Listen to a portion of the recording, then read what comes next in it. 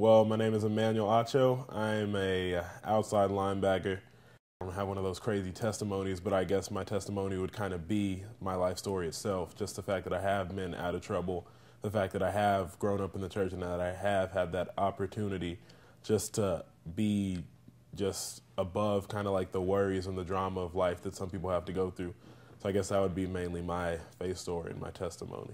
And I know in the OU game, I tore my meniscus and had to have surgery, and that was probably the biggest where I just had to cry out and just call on God just to get me back through it, and he brought me back 3 games later. Well, when I tore it, I was on the ground after kickoff, and I knew something hurt, and I was at first going to lay there, but I wasn't trying to lay down in front of 90,000 people. So I decided to just go ahead and jog over to the sideline, and then the trainer came and asked me like what had happened, and I knew something was wrong, but I had enough adrenaline because of the game to play through it. So I actually played through the rest of the game. And then on the plane ride back, it really hit.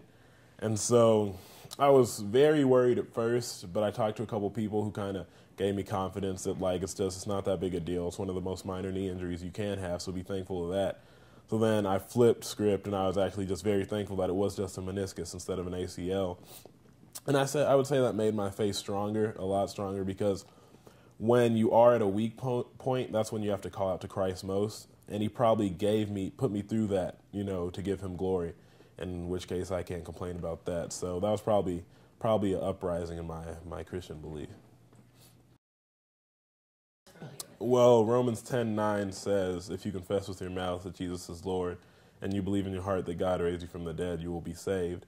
So I think that's a great starting point, but also, like Ephesians 2:8-9 states, for by grace we've been saved through faith, not by good works, so that no man should boast. So it's nothing necessarily that we've done, that we can do to receive salvation. So it's not our good works. So it's just through grace and through our Father's grace. And so just confess with your mouth that he is Lord and just truly believe it in your heart. And upon that, it says you'll be saved. But just personally, I remember even up until my sophomore year, people were saying you won't play D1 football, like you're not good enough, or you might play at, a smaller school, but you definitely won't play at Texas.